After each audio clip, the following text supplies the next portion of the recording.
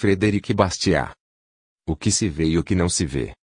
Na esfera econômica, um ato, um hábito, uma instituição, uma lei não geram somente um efeito, mas uma série de efeitos. Dentre esses, só o primeiro é imediato. Manifesta-se simultaneamente com a sua causa. É visível. Os outros só aparecem depois e não são visíveis. Podemos nos dar por felizes se conseguirmos prevê-los. Entre um bom e um mau economista existe uma diferença. Um se detém no efeito que se vê, o outro leva em conta tanto o efeito que se vê quanto aqueles que se devem prever. E essa diferença é enorme, pois o que acontece quase sempre é que, quando a consequência imediata é favorável, as consequências posteriores são funestas e vice-versa. Daí se conclui que o mau economista, ao perseguir um pequeno benefício no presente, está gerando um grande mal no futuro. Já o verdadeiro bom economista, ao perseguir um grande benefício no futuro, corre o risco de provocar um pequeno mal no presente. De resto, o mesmo acontece no campo da saúde e da moral. Frequentemente, quanto mais doce for o primeiro fruto de um hábito, tanto mais amargos serão os outros. Testemunham isso, por exemplo, o vício, a preguiça, a prodigalidade. Assim, quando um homem é atingido pelo efeito do que se vê e ainda não aprendeu a discernir os efeitos que não se veem, ele se entrega a hábitos maus, não somente por inclinação, mas por uma atitude deliberada. Isso explica a evolução fatalmente dolorosa da humanidade. A humanidade se caracteriza, em seus primórdios, pela presença da ignorância. Logo, está limitada às consequências imediatas de seus primeiros atos, as únicas que, originalmente, consegue enxergar. Só com o passar do tempo é que aprende a levar em conta as outras consequências. Dois mestres bem diferentes lhe ensinam esta lição, a experiência e a previsão. A experiência atua eficazmente, mas de modo brutal. Mostra-nos todos os efeitos de um ato, fazendo-nos senti-los. Por nos queimarmos, aprendemos que o fogo queima. Seria bom se nos fosse possível substituir esse rude mestre por um mais delicado, a previdência. Por isso, buscarei a seguir as consequências de alguns fenômenos econômicos, opondo as que são visíveis àquelas que não se veem. A vidraça quebrada. Será que alguém presenciou o ataque de raiva que acometeu o bom burguês Jacques Bonhomme, quando seu terrível filho quebrou uma vidraça? Quem assistiu a esse espetáculo seguramente constatou que todos os presentes, e eram para mais de 30, foram unânimes em hipotecar solidariedade ao infeliz proprietário da vidraça quebrada, há males que vêm para o bem. São acidentes desse tipo que ajudam a indústria a progredir. É preciso que todos possam ganhar a vida. O que seria dos vidraceiros, se os vidros nunca se quebrassem? Ora, há nessas fórmulas de condolência toda uma teoria que é importante captar-se flagrante delito, pois é exatamente igual àquela teoria que, infelizmente, rege a maior parte de nossas instituições econômicas. Supondo-se que seja necessário gastar 6 francos para reparar os danos feitos, pode-se dizer, com toda a justeza, e estou de acordo com isso, que o incidente faz chegar 6 francos à indústria de vidros, ocasionando seu desenvolvimento na proporção de 6 francos. O vidraceiro virá, fará o seu serviço, ganhará 6 francos, esfregará as mãos de contente e abençoará no fundo de seu coração o garotão levado que quebrou a vidraça. É o que se vê. Mas se, por dedução, chegamos à conclusão, como pode acontecer, de que é bom que se quebrem vidraças, de que isto faz o dinheiro circular, de que daí resulta um efeito propulsor do desenvolvimento da indústria em geral, então eu serei obrigado a exclamar, alto lá. Essa teoria para naquilo que se vê, mas não leva em consideração aquilo que não se vê. Não se vê que, se o nosso burguês gastou 6 francos numa determinada coisa, não vai poder gastá-los noutra. Não se vê que, se ele não tivesse nenhuma vidraça para substituir, ele teria trocado, por exemplo, seus sapatos velhos ou posto um livro a mais em sua biblioteca. Enfim, ele teria aplicado seus 6 francos em alguma outra coisa que, agora, não poderá mais comprar. Façamos, pois, as contas da indústria em geral. Tendo sido quebrada a vidraça, a fabricação de vidros foi estimulada em 6 francos, é o que se vê. Se a vidraça não tivesse sido quebrada, a fabricação de sapatos, ou de qualquer outra coisa, teria sido estimulada na proporção de 6 francos, é o que não se vê. E se levássemos em consideração o que não se vê por ser um fato negativo, como também o que se vê, Por ser um fato positivo, compreenderíamos que não há nenhum interesse para a indústria em geral, ou para o conjunto do trabalho nacional, o fato de vidraças serem quebradas ou não. Façamos agora as contas de Jacques Bohme. Na primeira hipótese, a da vidraça quebrada, ele gasta 6 francos e tem, nada mais nada menos que antes o prazer de possuir uma vidraça. Na segunda hipótese, aquela na qual o incidente não ocorreu, ele teria gastado 6 francos em sapatos e teria tido ao mesmo tempo o prazer de possuir um par de sapatos e também uma vidraça. Ora, como Jacques Bohme faz parte da sociedade, deve-se concluir que, considerada no seu conjunto, e fazendo-se o balanço de seus trabalhos e de seus prazeres, a sociedade perdeu o valor relativo à vidraça quebrada. Daí, generalizando-se, chega-se a esta conclusão inesperada: a sociedade perde o valor dos objetos inutilmente destruídos, e se chega também a este aforismo que vai arrepiar os cabelos dos protecionistas: quebrar, estragar, dissipar não é estimular o trabalho nacional, ou mais sucintamente, destruição não é lucro. Que dirão vocês, pessoal do Moniteur Industriel? 2. E vocês, adeptos deste bom senhor Saint-Chamans? 3, que calculou com tanta precisão que a indústria ganharia com o incêndio de Paris, levando em conta as casas que seria necessário reconstruir. Lamento ter que desmoralizar esses cálculos engenhosos, tanto mais porque estão influenciando o espírito de nossos legisladores. E insisto para que tais cálculos sejam considerados levando-se em conta o que não se vê e o que se vê. É preciso que o leitor aprenda a constatar que não há somente 2, mas 3 personagens no pequeno drama que acabei de apresentar. Um deles, Jacques Bohme, representa o consumidor reduzido a ter, por causa da destruição, um só prazer em vez de 2. O outro, sob a figura do vidraceiro, nos mostra o produtor para quem o incidente estimular a indústria. O terceiro é o sapateiro, ou outro industrial qualquer, cujo trabalho é desestimulado também pelas mesmas razões. É esse terceiro personagem que sempre se mantém na penumbra e que, personificando aquilo que não se vê, é peça fundamental do problema.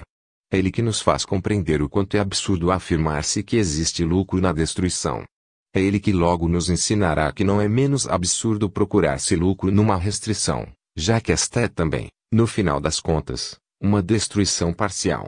Por isso, indo-se a raiz de todos esses argumentos favoráveis às medidas restricionistas, não se encontrará outra coisa senão a paráfrase deste velho dito popular: o que seria dos vidraceiros, se os vidros nunca se quebrassem?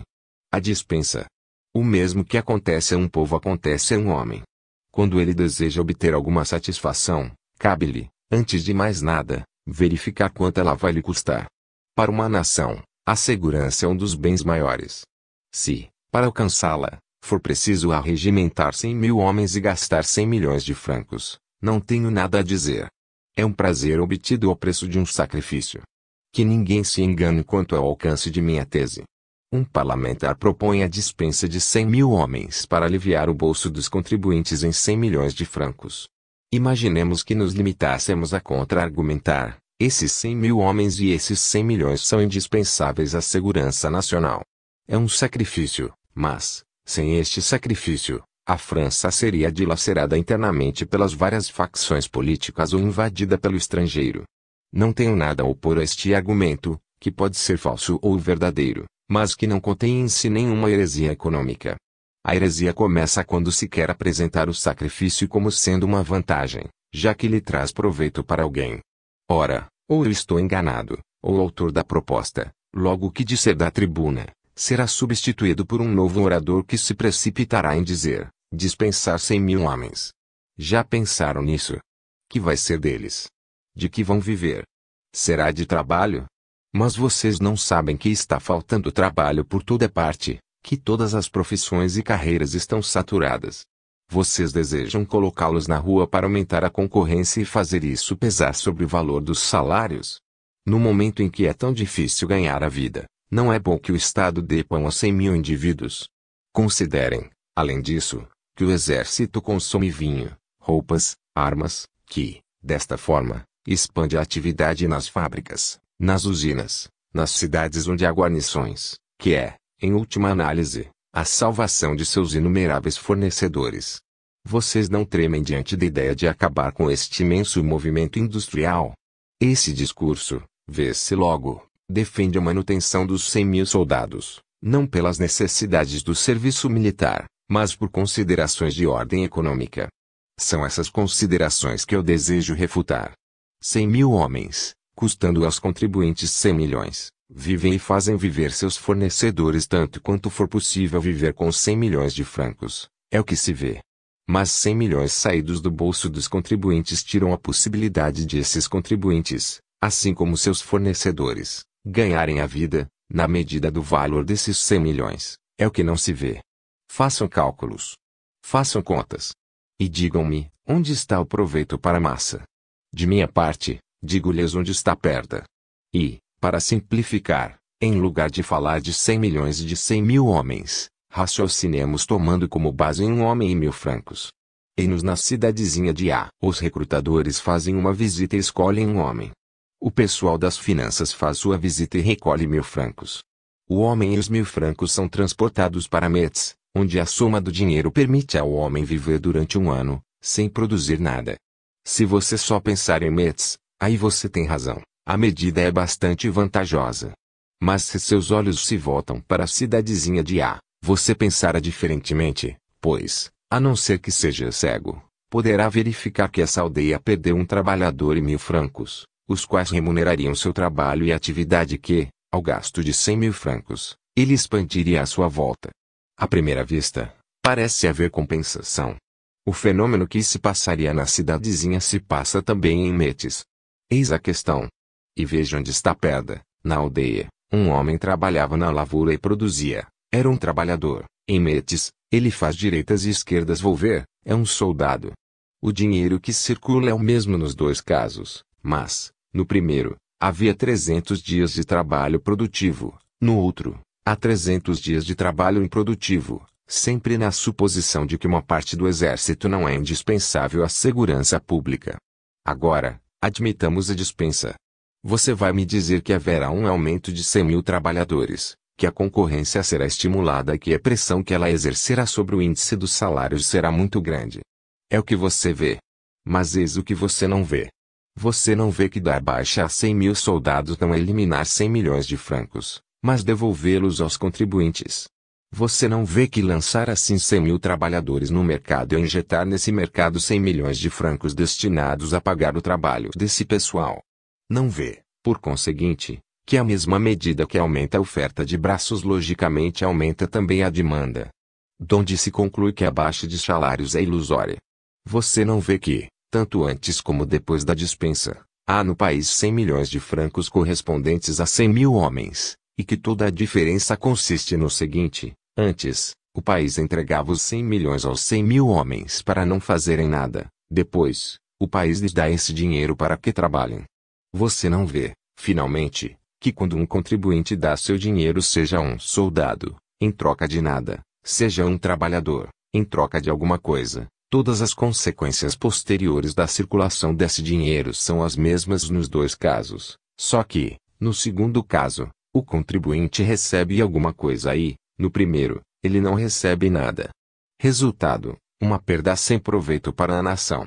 O sofisma que combato aqui não resiste à prova da progressão que é a pedra de toque dos princípios. Se, tudo compensado, todos os interesses examinados, houvesse proveito para a nação em se aumentar o efetivo do exército, por que não alistar toda a população masculina do país? O imposto. Seguramente já lhe aconteceu ouvir o seguinte: o imposto é o melhor investimento que existe, é um orvalho que fecunda. Vejam quantas famílias vivem graças a ele. E observem os seus efeitos sobre a indústria. É infinita a sua ação, é a própria vida. Para combater tal doutrina, sou obrigado a reproduzir a refutação precedente. A economia política sabe muito bem que seus argumentos não são tão divertidos assim para que se possa afirmar, repetita placente, a repetição agrada.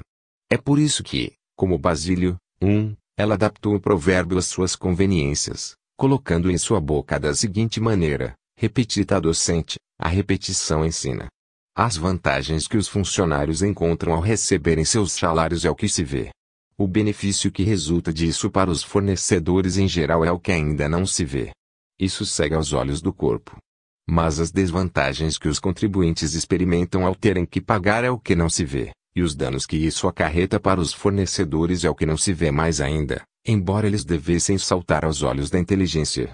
Quando um servidor público gasta, em benefício próprio, 100 soldos, 2, a mais, isso implica em que um contribuinte tenha 100 soldos a menos em seu próprio benefício. Mas a despesa de um servidor público se vê, porque ela se concretiza, enquanto que a do contribuinte não se vê, porque, infelizmente, ele não adquire nada. Compare-se a nação a uma terra ressequida e o imposto, a uma chuva fecunda. Muito bem. Mas o que se deveria perguntar também é onde está a fonte que gera essa chuva e se não é exatamente o imposto que traz a umidade para o solo e lhe tira a sequidão. Dever-se-ia também perguntar ainda se é possível que o solo receba mais dessa água preciosa da chuva do que perde pela evaporação. O que há de praticamente certo é que ao pagar 100 soldos ao fisco, Jacques Bonhomme não recebe nada em troca. Já quando um servidor público gasta esses soldos, Jacques Bonhomme só se beneficia deles indiretamente, ou seja, recebe em troca o equivalente em trigo ou em trabalho. Mas o resultado final mesmo é perda de 5 francos, ou seja, 100 soldos, por parte de Jacques Bonhomme. É bem verdade que, frequentemente, talvez o mais das vezes, o servidor público presta a Jacques Bonhomme um serviço equivalente. Nesse caso, não há perdas nem de um lado, nem de outro. Só existe a troca. Por isso é que meus argumentos não se referem em hipótese alguma às funções úteis. Eu digo sempre o seguinte: se você quer criar uma função pública, prove a sua utilidade e demonstre que ela vale para Jacques Bonhomme, pelos serviços que lhe presta, o equivalente ao que ela lhe custou. Mas, abstraindo-se dessa utilidade intrínseca, não invoque como argumento a vantagem que ela confere ao servidor, à sua família, aos seus fornecedores. Não alegue que ela favorece o trabalho.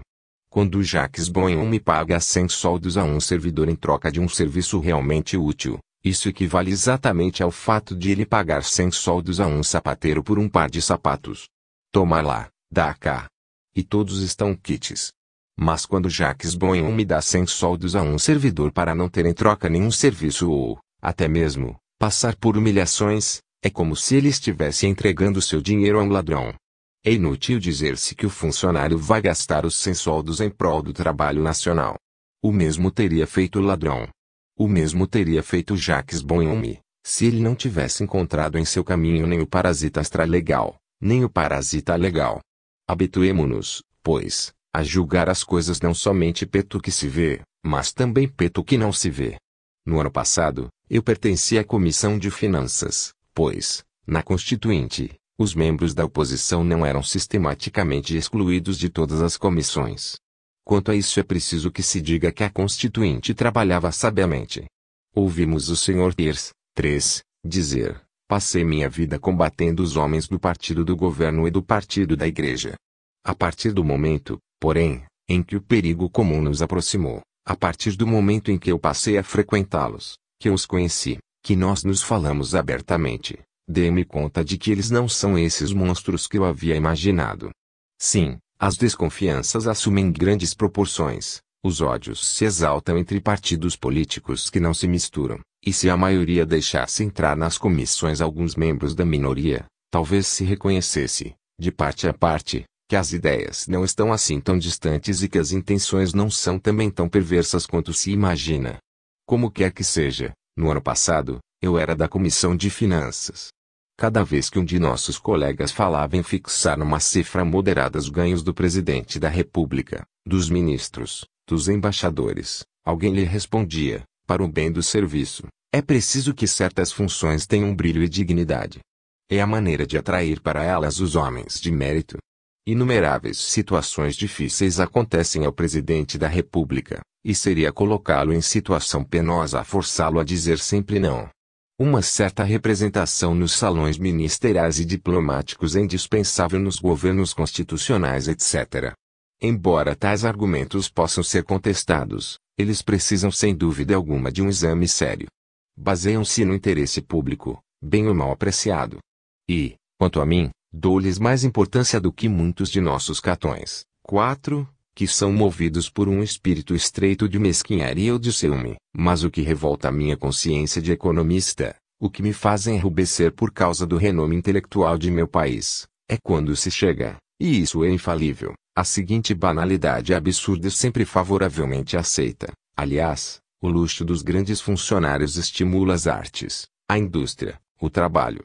O chefe de Estado e seus ministros não podem promover festas e recepções sem fazer correr vida nas veias de todo o corpo social. Reduzir seus salários é diminuir a indústria parisiense e, com isso, a indústria nacional. Por favor, senhores, respeitem ao menos a aritmética e não venham dizer diante da Assembleia Nacional da França, pensando que, envergonhada, ela venha a aprovar o que dizem, que uma soma dá uma soma diferente, caso ela seja feita de cima para baixo ou de baixo para cima. O quê? Eu vou me arranjar com um biscateiro para que ele faça uma vala no meu terreno por 100 soldos. No momento de concluir a obra, o cobrador de impostos pega meus 100 soldos e os passa para o ministro do Interior. Meu trato com o biscateiro se rompe, mas o senhor ministro terá um prato a mais no seu jantar. Com base nisso você ousa afirmar que essa despesa oficial é um acréscimo para a indústria nacional. Não entende você que o que existe aí é um simples deslocamento de satisfação e de trabalho? Um ministro tem a sua mesa mais rica, é verdade, e um agricultor tem seu campo mais irrigado, o que também é verdade. Um dono de restaurante parisiense ganhou 100 soldos, eu concordo, mas concordo também que um biscateiro do interior deixou de ganhar 5 francos. Tudo o que se pode dizer é que o prato da mesa oficial e a satisfação do dono do restaurante é o que se vê, o terreno cheio de água e o biscateiro inconsolável é o que não se vê. Meu Deus! Como é difícil provar, em economia política, que 2 e 2 são 4. E se você conseguir, exclama-se, é tão claro que chega a ser chato. Depois se vota como se você não tivesse provado absolutamente nada. Teatro, belas artes. Deve o Estado subvencionar as artes? Sem dúvida, muito há a dizer a favor e contra. Pode-se afirmar, a favor do sistema de subvenção, que as artes engrandecem, elevam e embelezam a alma de uma nação, que elas afastam as preocupações materiais, desenvolvem o sentido do belo e têm ação direta e favorável sobre os costumes e até mesmo sobre a indústria. Pergunta-se o que seria da música, na França, sem o teatro italiano e o conservatório, e da arte dramática, sem o teatro francês, da pintura e da escultura, sem nossas coleções e nossos museus. Pode-se ir além e perguntar como se teriam desenvolvido as belas artes, esse prazer delicioso, apanágio do gênio francês e que se impõe a todo o universo, sem a centralização, sem subvenção. E diante de um resultado tão positivo, não seria uma grande imprudência renunciar a essa módica cotização de todos os cidadãos, a quem a arte glorifica e confere superioridade por toda a Europa. Diante destas e de outras fortes razões, podem se opor outras, não menos poderosas. Assim, primeiramente, poder-se-ia apontar uma razão de justiça distributiva, qual seja, cabia ao legislador diminuir o salário do artesão para constituir um fundo que beneficie o artista. O senhor Lamartine, já disse, se a subvenção ao teatro for suprimida, onde vamos parar? Não seremos levados a suprimir também a subvenção às faculdades, aos museus, aos institutos, às bibliotecas? Poder-se-ia responder, afirmando, se o senhor acha que se deve subvencionar tudo o que é bom e útil, onde vamos parar? E não teremos que, de um ponto de vista lógico, subvencionar a agricultura, a indústria, o comércio, as obras sociais, a educação? E ainda se poderia perguntar se as subvenções favorecem o progresso da arte. Essa é uma questão que está longe de ser resolvida. Vemos, cotidianamente, que os teatros que prosperam são os que vivem com seus próprios recursos. Enfim, tecendo considerações mais altas, pode-se observar que os desejos e as necessidades nascem uns dos outros e se elevam a regiões cada vez mais depuradas, enquanto podem ser satisfeitos pela riqueza do povo. O governo nada pode fazer neste sentido, pois, no estado atual dos recursos disponíveis, não seria possível estimular, pelos impostos, as indústrias de luxo sem prejudicar as indústrias básicas e necessárias, invertendo, pois, o desenvolvimento natural da civilização. É de se observar que os deslocamentos artificiais das necessidades, dos gostos, do trabalho e da população colocam as pessoas em uma situação precária e perigosa, que não tem base sólida. Eis algumas das razões que apresentam os adversários da intervenção do Estado em assuntos que dizem respeito à satisfação das necessidades e dos desejos dos cidadãos, o que, em última análise, caracteriza a direção das atividades desses cidadãos pelo Estado. Eu, pessoalmente, acho que a escolha, o impulso deve vir de baixo e não do alto, dos cidadãos e não do legislador. O contrário, parece-me, conduz ao aniquilamento da liberdade e da dignidade humana. Mas, por uma dedução tão falsa quanto injusta, está-se acusando os economistas de, ao rejeitarem a subvenção, rejeitarem o próprio objeto da subvenção, e de serem os inimigos de todas as espécies de atividade, já que nós queremos que essas atividades sejam livres por um lado e, por outro, busquem nelas mesmas a sua própria recompensa. Ora, se pedíssemos ao Estado para não intervir, através do imposto, em assuntos de religião, seríamos por causa disso ateus. E se pedíssemos para não intervir, através do imposto, na educação, estaríamos adiando o saber.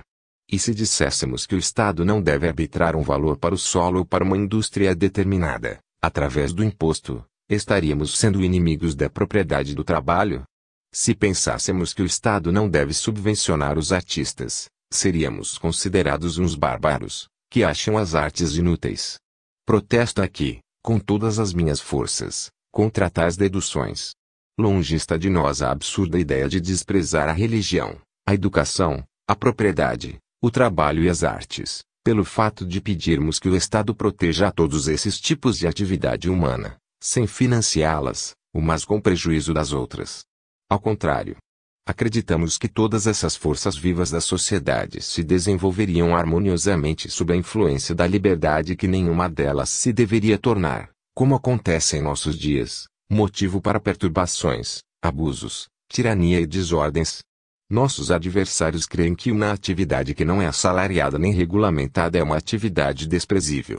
Nós achamos o contrário. Eles acreditam no legislador e não na humanidade. Nós acreditamos na humanidade e não no legislador.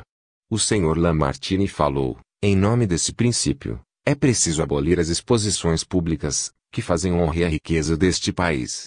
Eu lhe respondi, segundo seu ponto de vista, não subvencionar é abolir, porque, partindo do princípio de que nada existe sem ser pela vontade do Estado, o senhor conclui que somente vive aquilo que o imposto fez viver. Mas devolvo ao senhor o exemplo que nos apresentou, dizendo-lhe que a maior, a mais nobre das exposições, a que está concebida dentro do pensamento mais liberal, a mais universal, e posso até me servir da palavra humanitária, o que não seria exagero, é a exposição que se está preparando em Londres. 2. A única com a qual nenhum governo se envolve e que nenhum imposto financia. Voltando às belas artes, podem-se, eu repito, alegar razões poderosas pró e contra o sistema de subvenções.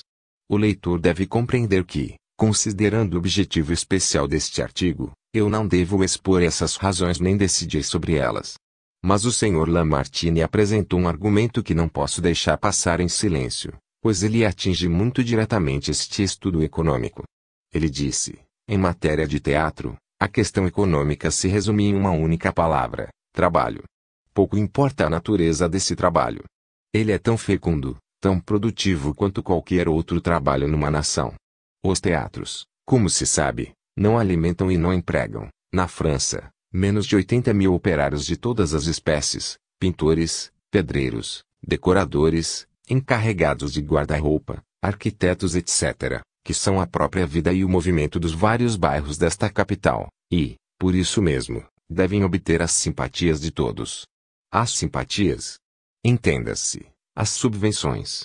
E ele ainda disse, os prazeres de Paris resultam do trabalho e da produção do interior do país, e os luxos do rico são o salário e o pão de 200.000 operários de todo tipo, que vivem da indústria tão múltipla dos teatros existentes no território da República, e que recebem desses prazeres nobres que ilustram a França o alimento de sua vida e o indispensável para o sustento de suas famílias e seus filhos.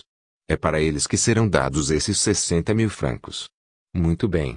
Muito bem. Numerosos sinais de aprovação por parte de quem ouvia. Quanto a mim, fui forçado a dizer, muito mal. Muito mal. Restringindo, bem entendido, o alcance desse julgamento ao argumento econômico que se está travando aqui. Sim. É para os trabalhadores do teatro que irão, pelo menos em parte, Os 60.000 francos. Alguns francos poderão bem se desviar a caminho.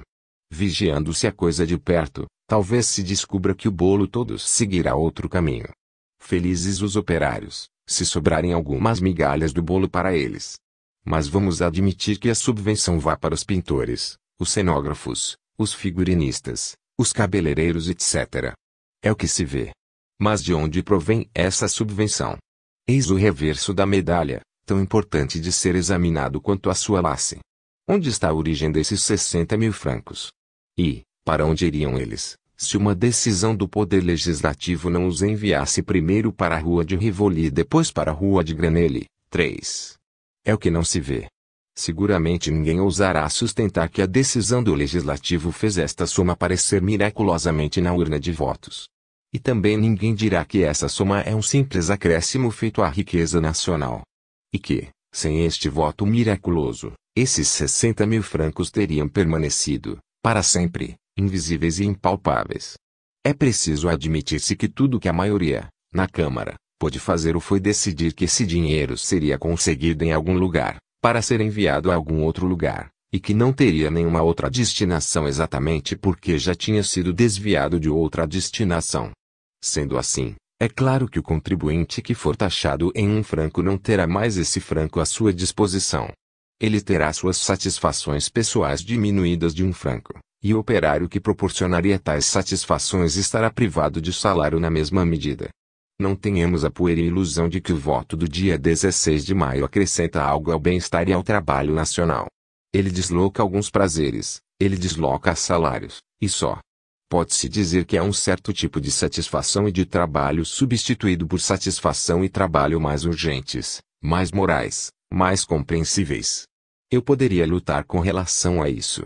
Poderia dizer que, ao se tirarem 60.000 francos do contribuinte, diminui-se o salário dos agricultores, dos trabalhadores, dos carpinteiros, dos ferreiros e, em contrapartida, aumenta-se o salário dos cantores, dos cabeleireiros, dos cenógrafos e dos figurinistas.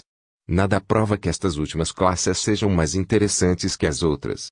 O próprio Sr. Lamartine não tenta prová-lo.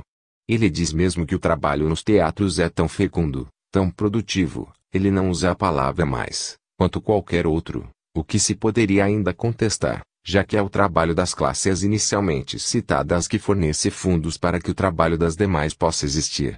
Mas a comparação entre o valor e o mérito intrínseco às diversas categorias de trabalho não entra no assunto que estou discutindo. Tudo o que desejo fazer aqui é mostrar que o Sr. Lamartine e todos os que aplaudiram sua argumentação viram, com o olho esquerdo, os salários ganhos pelos fornecedores dos trabalhadores em teatro. Eles deveriam ter visto, com o olho direito, os salários perdidos pelos fornecedores dos contribuintes. Sem isto, eles se terão exposto ao ridículo de tomar uma transferência por um ganho. Se eles fossem coerentes com a doutrina que esposam, pediriam subvenções ao infinito, pois o que é válido para um franco o é para 60.000 francos, e o é também, em circunstâncias idênticas, para 1 bilhão de francos. Quando se tratar de impostos, senhores, procurem provar que eles são necessários e úteis com razões substanciais e não com a seguinte afirmação, tão descabida: as despesas públicas fazem a classe operária viver. Tal afirmação é equívoca, pois dissimula um fato essencial, a saber, que as despesas públicas são sempre substituídas por despesas privadas e que, por conseguinte, elas fazem um operário viver em vez de outro, mas não acrescentam nada à classe operária, considerada em sua totalidade. A argumentação que está sendo apresentada está muito em moda, mas é completamente absurda, já que não é correta. Obras públicas. Nada mais natural que uma nação, depois de se ter assegurado que um grande projeto de obra vai ser útil à comunidade, o faça executar com o produto resultante da cotização de todos. Mas confesso que perco a paciência, quando ouço justificarem o apoio a uma tal decisão com o seguinte equívoco econômico: aliás, o meio de criar oportunidades de trabalho para os operários. O Estado faz uma estrada, constrói um palácio, conserta uma rua, abre um canal e, com isso, dá trabalho a certos operários, é o que se vê. Mas ele priva de trabalho certos outros operários, é o que não se vê. Imaginemos a construção de uma estrada em plena execução. 1000 operários chegam todas as manhãs, retiram-se todas as tardes, levam seu salário, Isto é certo. Se não se tivesse decretado construir a estrada, se os recursos para isso não tivessem sido aprovados, essas bravas pessoas não teriam encontrado essa oportunidade de trabalho e nem esse salário. Isto é certo também. Mas será que isso é tudo? A operação, no seu conjunto, não envolve outra coisa. No momento em que o senhor do PIM, pronuncia as palavras sagradas, a Assembleia adotou. Será que os milhões de francos descem miraculosamente em cima de um raio de lua para os cofres do Sr. Fold e do Sr. Bineal? 2. Para que esse processo, como se costuma dizer, seja completo, não terá o Estado que planejar sua receita do mesmo modo que sua despesa, e pôr seus cobradores de impostos em ação e seus contribuintes contribuindo. Estudem, portanto, a questão sob este duplo enfoque, sempre constatando o destino que o Estado dá aos recursos aprovados pela Assembleia, e não esquecendo do destino que os contribuintes dariam a esses recursos, e com os quais nada mais podem fazer. Então vocês compreenderão que uma obra pública é uma medalha de duas faces. De um lado, está um operário com a seguinte divisa, o que se vê. Do outro, um operário desempregado, com a seguinte divisa, o que não se vê. O sofisma que combato aqui é ainda mais perigoso quando aplicado às obras públicas, porque serve para justificar os projetos e as prodigalidades mais estapafúrdios. Quando uma estrada de ferro ou uma ponte tem uma utilidade real, basta invocar essa utilidade. Mas se tal não é possível, o que fazer? Recorre-se a esta mistificação. É preciso arranjar trabalho para os operários. Com base nisso é que se ordena fazer e refazer os canteiros do Champ de Mars, 3, em Paris. E o grande Napoleão julgava estar fazendo obra filantrópica ao mandar cavar e cobrir de terra as valas. Ele dizia também, o que importa é o resultado. O objetivo que se deve buscar é ver a riqueza distribuída pelas classes trabalhadoras. Vamos ao fundo da questão. O dinheiro nos ilude. Pedir colaboração, sob a forma de dinheiro, a todos os cidadãos para uma obra comum é, na realidade, pedir-lhes uma cooperação física real, pois cada um deles obtém, pelo trabalho, a soma de dinheiro na qual está sendo taxado. Ora, é compreensível que se reúnam todos os cidadãos para mandá-los fazer, através do dinheiro que emprestarem, uma obra útil para todos. A recompensa estaria nos resultados apresentados pela própria obra.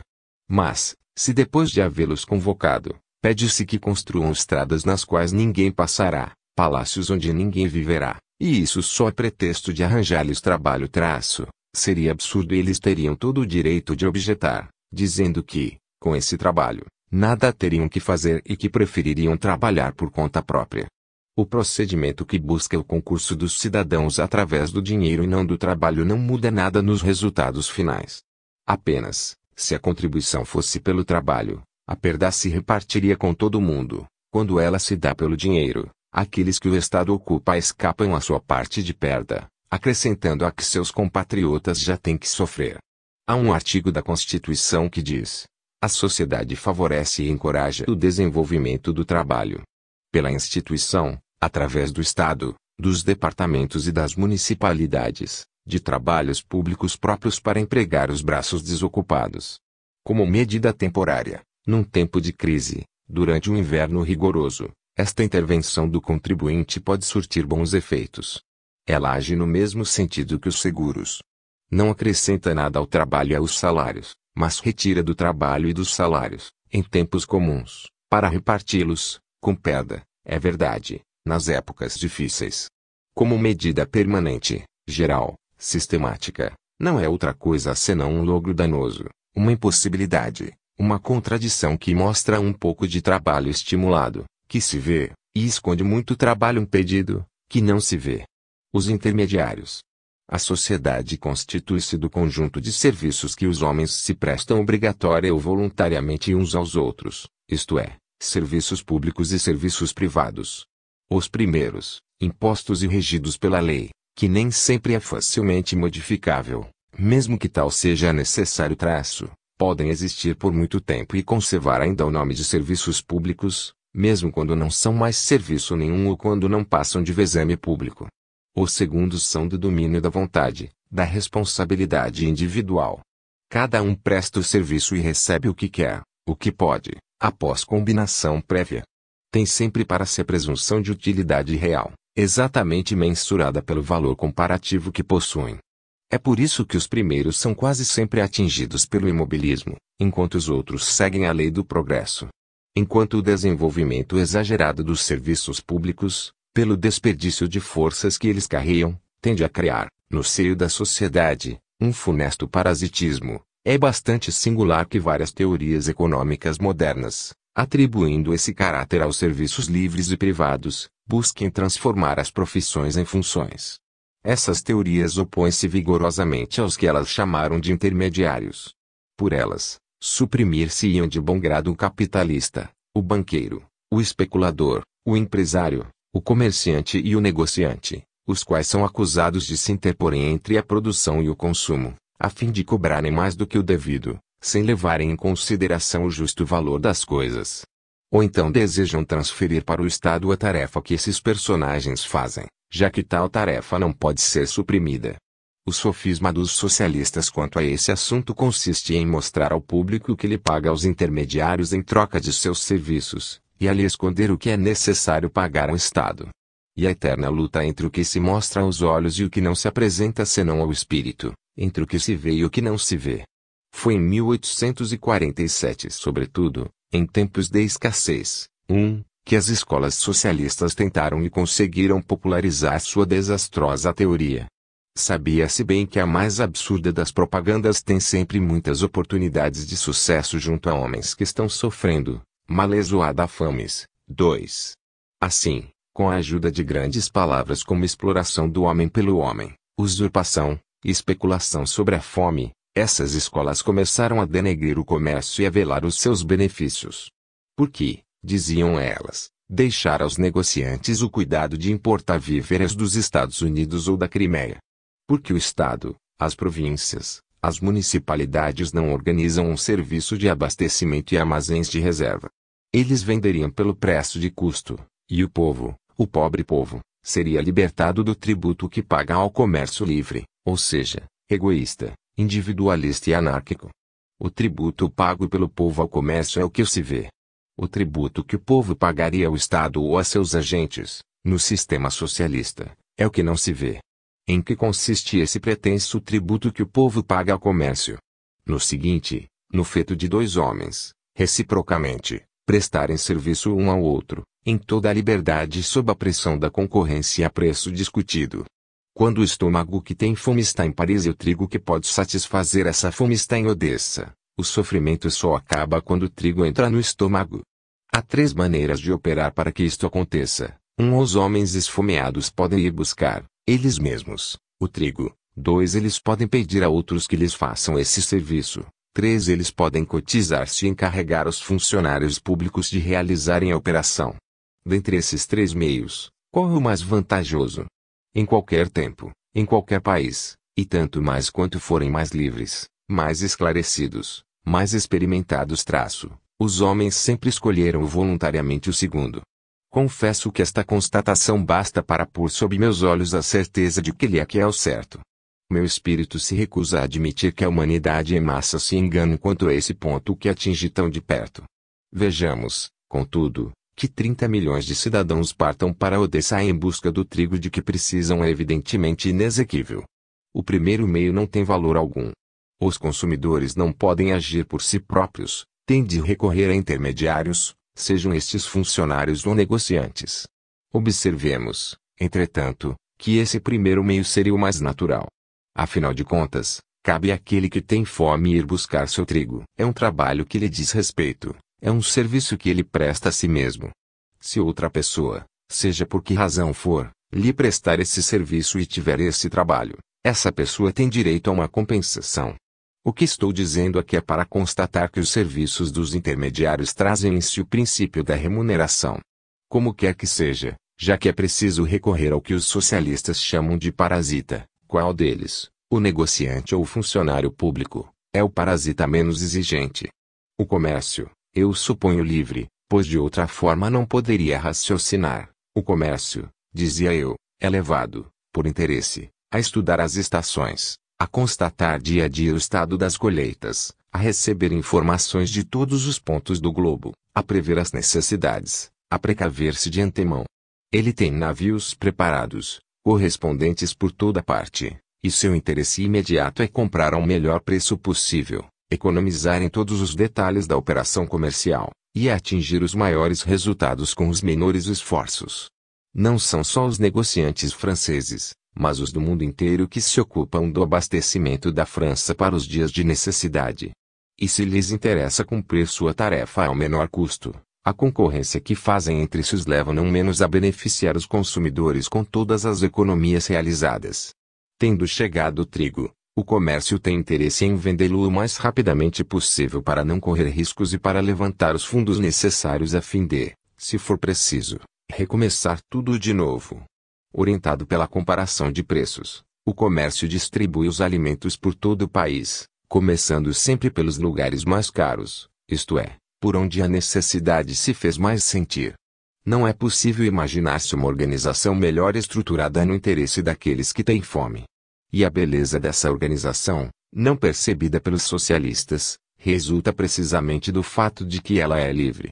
Na verdade, o consumidor é obrigado a reembolsar o comércio dos seus gastos com transporte, com estiva, com armazenagem, com encomendas etc. Mas em que sistema não é preciso que quem come o trigo não reembolse os gastos necessários para que ele estivesse ao seu alcance?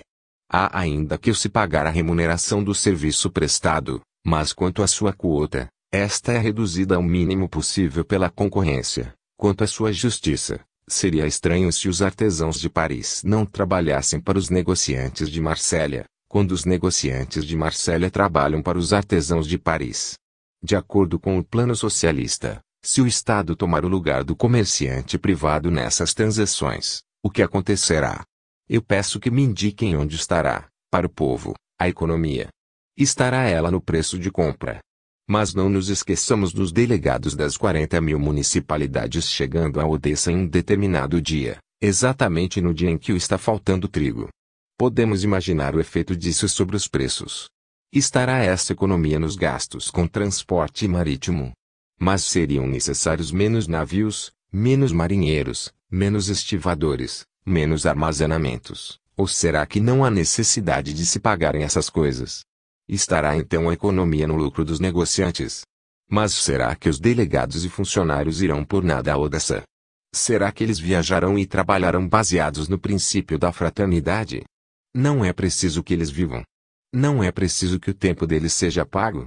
E será que isso não ultrapassa de 1000 vezes os 2 ou 3% que ganha o negociante, taxa a qual ele está pronto a subscrever?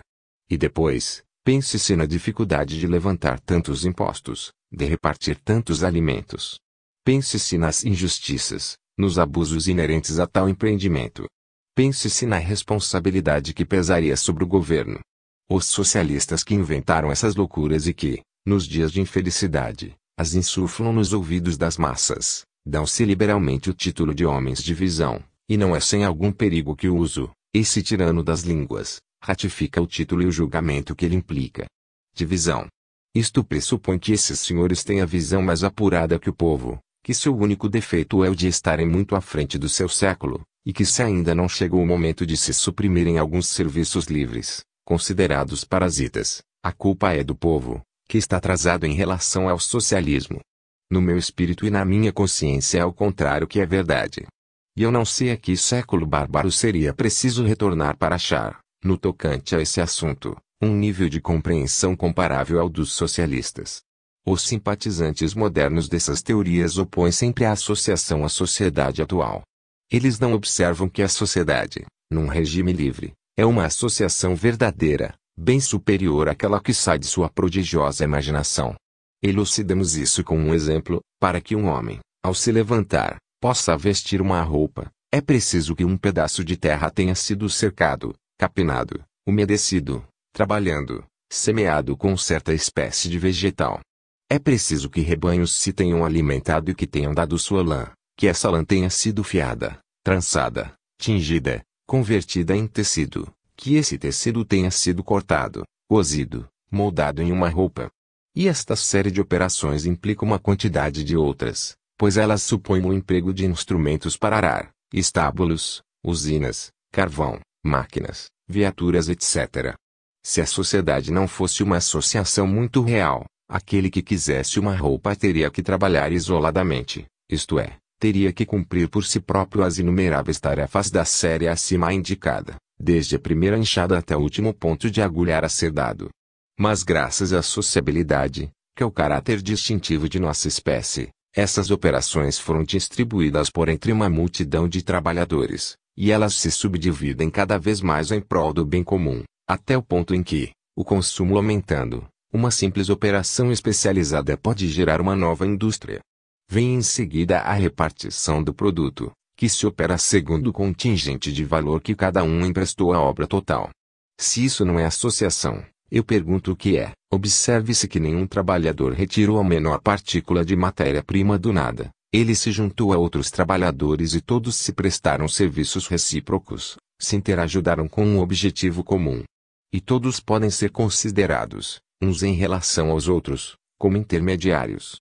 Se, por exemplo, no curso da operação, o transporte se torna bastante importante para ocupar uma pessoa, a fiação uma segunda, o tear uma terceira, porque a primeira seria vista como mais parasita que as duas outras. Não é preciso que o transporte seja feito. Aquele que o faz não dá parte de seu tempo e de seu trabalho para realizá-lo. Não o poupa a seus associados. Estes não fazem outra coisa para ele. Não estão todos submetidos à remuneração igualmente, ou seja, à repartição do produto, à lei do preço combinado.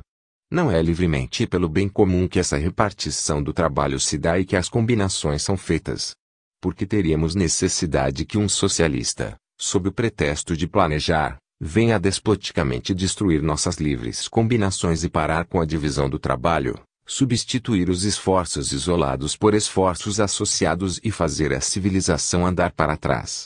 A associação, tal como a descrevo aqui, seria menos associação porque cada um entra e sai dela livremente, escolhe seu lugar, julga e barganha preços por si mesmo, sob sua própria responsabilidade, e traz para ela a força e a garantia de seu interesse pessoal. Para que ela mereça esse nome, será necessário que um pretenso reformador venha nos impor sua fórmula e sua vontade, e concentrar, por assim dizer, a humanidade nele próprio.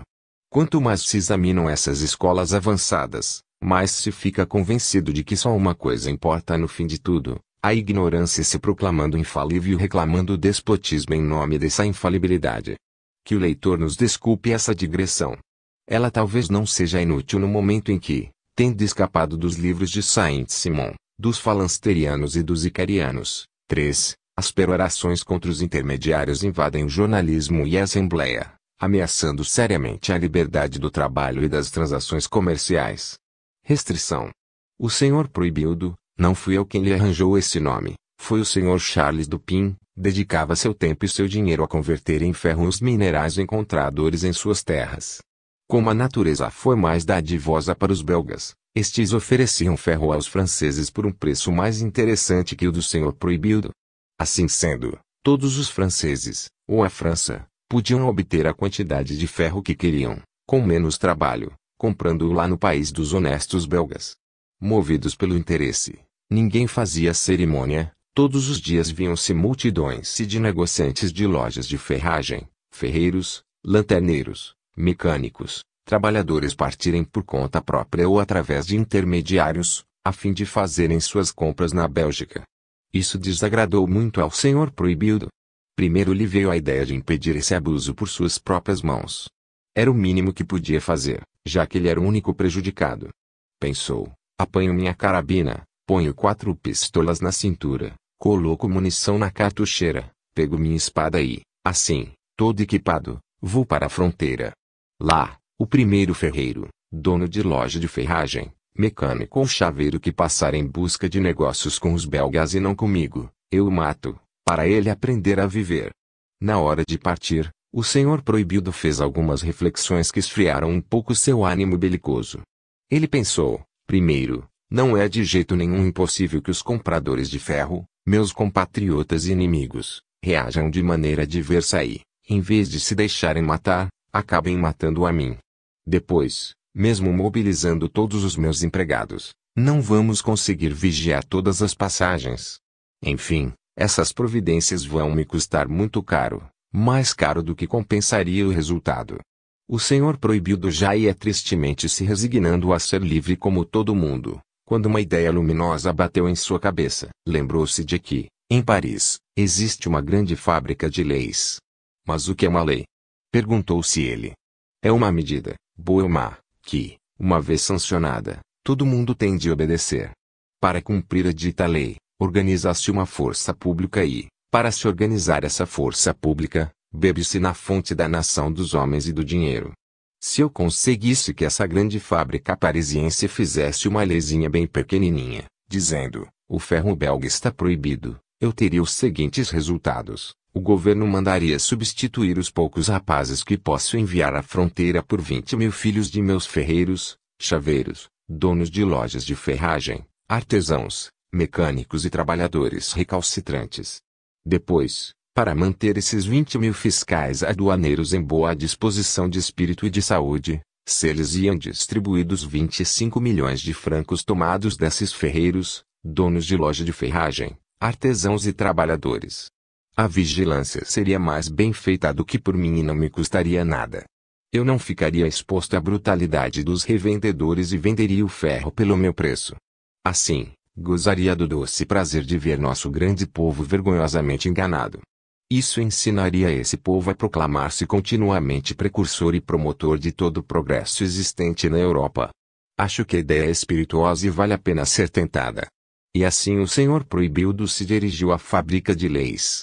Numa outra oportunidade talvez eu possa contar algo sobre suas surdas manobras, hoje só quero falar de suas atitudes ostensivas. Dirigindo-se aos senhores legisladores, fez-lhes as seguintes considerações: o ferro belga é vendido na França por 10 francos, o que me obriga a vender o meu pelo mesmo preço. Eu gostaria de comerciá-lo a 15 e não posso por causa desse maldito ferro belga. Fabriquem uma lei que diga, o ferro belga não entrará mais na França. Assim, eu poderei logo aumentar de 5 francos o meu preço, e vejam as consequências. Para cada quintal de ferro que eu entregar ao povo, em vez de receber 10 francos, receberei 15 e enriquecerei mais depressa, darei mais oportunidades de expansão aos meus negócios e empregarei mais operários. Meus operários e eu gastaremos mais dinheiro, com grande vantagem para os nossos comerciantes, até aqueles mais longínquos. Esses, aumentando a venda de suas mercadorias, farão mais encomendas à indústria e progressivamente a atividade econômica só terá benefícios em todo o país. Essa preciosa moeda de 100 soldos que os senhores farão cair no meu cofre, como uma pedra que se joga no lago, fará irradiar um número infinito de círculos concêntricos. Encantados com esse discurso e com a ideia de que é tão fácil aumentar legislativamente a riqueza de um povo, os fabricantes de leis votaram a restrição. Para que se fala tanto de trabalho e economia? Diziam eles. Por que usar meios tão penosos para aumentar a riqueza nacional, se um decreto resolve o problema? E, com efeito, a lei produziu todos os efeitos anunciados pelo senhor Proibido. Só que ela provocou outros efeitos também, porquanto, façamos-lhe justiça, ele não tinha desenvolvido um raciocínio falso, mas incompleto. Ao pedir um privilégio, ele assinalou os efeitos que se veem, deixando na sombra os que não se veem. Ele só mostrou 2 personagens, quando existem 3 na história. Cabia a nós reparar este esquecimento involuntário ou premeditado. Com efeito, a moeda desviada assim por caminhos legislativos para o cofre do senhor Proibido constitui sem uma vantagem para ele e para os que vão ter trabalho estimulado por ele. Mas se esse decreto tivesse feito descer da lua essa moeda, esses bons efeitos não seriam contrabalançados por nenhum mau efeito compensador. Infelizmente não é da lua que sai a misteriosa moeda de 100 soldos, mas é do bolso do ferreiro, do negociante de ferragens, do lanterneiro, do trabalhador, do construtor, em uma palavra, de Jacques Bonhomme, que paga mais hoje, sem receber 1 miligrama de ferro a mais do que no tempo em que pagava 10 francos. À primeira vista, deve-se perceber que essa realidade muda bem o aspecto da questão, pois o lucro do senhor Proibido é compensado pelo prejuízo de Jacques Bonhomme, e tudo o que o senhor Proibido poderá fazer com esse dinheiro para o incremento do trabalho nacional, Jacques Bonhomme o teria feito ele mesmo. A pedra só foi atirada em certo ponto do lago, porque ela foi legislativamente impedida de ser lançada em outro ponto. Portanto, o que não se vê compensa o que se vê. Até aqui resta, como resíduo da operação, uma injustiça, e, Coisa deplorável, uma injustiça perpetrada pela lei. E isso não é tudo. Eu disse que tinha deixado na sombra um terceiro personagem. É preciso agora fazê-lo aparecer, a fim de que ele nos revele um segundo prejuízo de 5 francos. E aí teremos o resultado da evolução inteira da história. Jacques Bonhomme é possuidor de 15 francos, fruto de seu suor. Estamos ainda no tempo em que ele era livre. O que faz ele desses seus 15 francos? Compra um artigo da moda por 10 francos e, com esse artigo, paga, ou algum intermediário paga para ele, o quintal de ferro belga. Sobram 5 francos.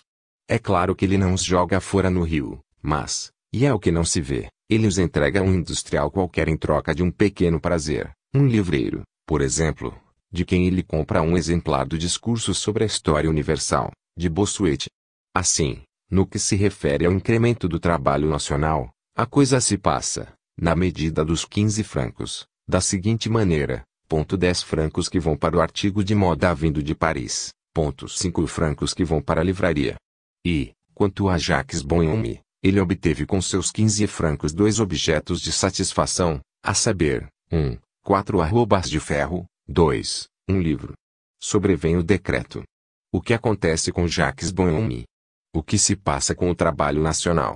Ao entregar seus 15 francos, até o último centavo, ao senhor proibido, em troca de 4 arrobas de ferro, Jacques Bonhomme só tem o prazer de adquirir essas 4 arrobas de ferro. Ele não pode usufruir do livro ou de outro objeto qualquer equivalente. Ele perde 5 francos. Estamos de acordo, não? E não poderíamos deixar de estar, pois, quando a restrição aumenta o preço das coisas, o consumidor perde a diferença. Mas, disse, o trabalho nacional ganha essa diferença. Não, não é verdade, pois, desde que o decreto foi editado, o trabalho não é mais encorajado do que já o era antes, exatamente na medida dos 15 francos. Após a edição do decreto, os 15 francos de Jacques Bonhomme vão exclusivamente para a metalurgia, enquanto antes eles eram repartidos entre o artigo de moda e a livraria. A violência que o senhor proibido promove por ele mesmo na fronteira ou a que ele fez promover-se pela lei podem ser julgadas muito diferentemente do ponto de vista moral. Há pessoas que acham que a expoliação perde toda a sua imoralidade, desde que seja legal.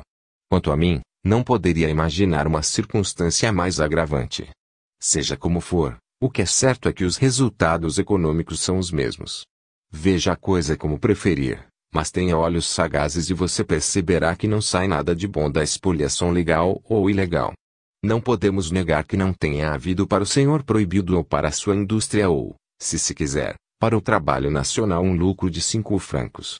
Mas nós afirmamos que existem também 2 prejuízos, um para Jacques Bonhomme, que paga 15 francos pelo que ele antes podia obter por 10, outro para o trabalho nacional, que não recebe a diferença. Faça sua própria escolha dentre os 2 prejuízos, conforme lhe aprover, para compensar o lucro que nós estamos admitindo. O prejuízo que não for escolhido será apenas prejuízo total. Moral: violentar não é produzir, é destruir. Oh! Se violentar fosse produzir, nossa França seria mais rica do que é. As máquinas. Malditas sejam as máquinas. A cada ano que se passa o seu poder progressivo condena à pobreza a milhares de trabalhadores, tirando-lhes o trabalho e, com este, o salário, e com o salário, o pão. Malditas sejam as máquinas. Esse é o grito que emana do preconceito vulgar e cujos ecos ressoam nos jornais. Mas maldizer as máquinas é maldizer a inteligência humana. O que me confunde é o fato de se encontrarem pessoas que se sintam bem pensando dessa maneira. Pois, em última análise, se esse ponto de vista é bom e verdadeiro, que consequências pode acarretar? É que não existem atividades que levem ao bem-estar, à riqueza, à felicidade, a não ser para os povos estúpidos, marcados pelo imobilismo mental, aos quais Deus não concedeu o dom funesto do pensar, do observar, do planejar, do inventar, de obter maiores resultados com menores quantidade de meios. Ao contrário, deu-lhes trapos como vestimenta, cabanas miseráveis como moradia. E a pobreza e a estagnação são a herança inevitável de toda nação que busca e acha no ferro, no fogo, no vento, na eletricidade, no magnetismo, nas leis da química e da mecânica, em uma palavra, nas forças da natureza, um complemento para suas próprias forças. E pode-se afirmar, como Rousseau, que todo homem que pensa é um animal depravado. Mas isso não é tudo. Se essa doutrina for verdadeira, como todos os homens pensam e inventam, como todos, de fato, do primeiro ao último e a cada minuto de suas existências procuram fazer as forças da natureza cooperarem com eles, buscam fazer mais com menos, reduzir seu próprio trabalho manual ou aquele pelo qual pagam, obter a maior quantidade possível de resultados com a menor quantidade possível de trabalho, deve-se concluir disso que a humanidade inteira está no caminho da decadência, precisamente por causa desta aspiração inteligente pelo progresso que parece atormentar cada um dos seus membros. Desde logo deve-se constatar, estatisticamente, que os habitantes de Lancaster, fugindo desse mundo dominado pelas máquinas que é o seu país, vão procurar trabalho na Irlanda, onde elas ainda são desconhecidas. E deve-se constatar também, através da história, que as sombras do barbarismo escurecem as épocas de civilização e que a civilização floresce nos tempos de ignorância e de barbarismo. Evidentemente, há neste monte de contradições algo que nos choca e nos adverte que o problema esconde um elemento de solução ainda não suficientemente elucidado. Eis todo o mistério: por detrás do que se vê, está o que não se vê. Vou tentar explicitar as coisas. Minha demonstração não poderá ser diferente da anterior, pois se trata de um problema idêntico. Os homens têm uma tendência natural, a menos que sejam impedidos pela força, de buscarem um bom negócio, isto é, algo que, proporcionando-lhes satisfação equivalente, lhes poupe trabalho, não importando se esse bom negócio lhes venha de um hábil produtor estrangeiro ou de um hábil produtor mecânico. A objeção teórica que se pode fazer a essa tendência nos dois casos acima apontados é a mesma.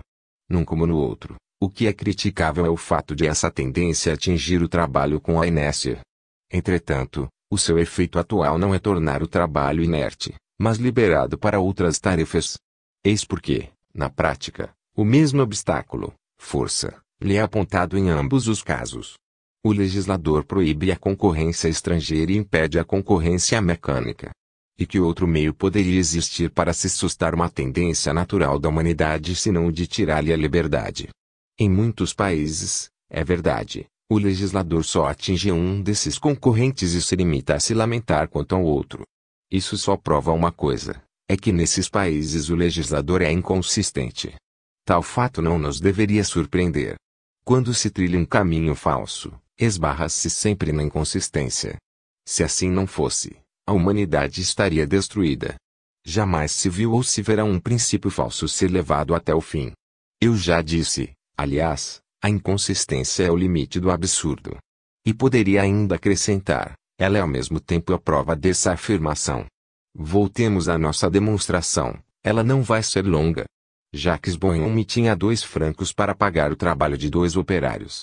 Imagine-se agora que ele inventa um meio de, através de cordas e pesos, abreviar o trabalho pela metade. Assim, ele obtém o mesmo resultado, poupa um franco e despede um operário. Ele despede um operário, é o que se vê. E se é apenas isso que se vê, costuma-se dizer, vejam como a miséria se segue ao progresso, vejam como a liberdade é fatal para a igualdade. Mas o espírito humano obtém uma conquista e logo um operário é imediatamente lançado no abismo da pobreza.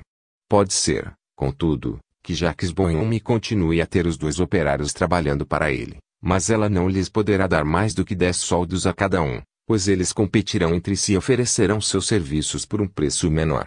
É assim que os ricos ficam cada vez mais ricos e os pobres sempre mais pobres. Temos que refazer a sociedade. Bela conclusão.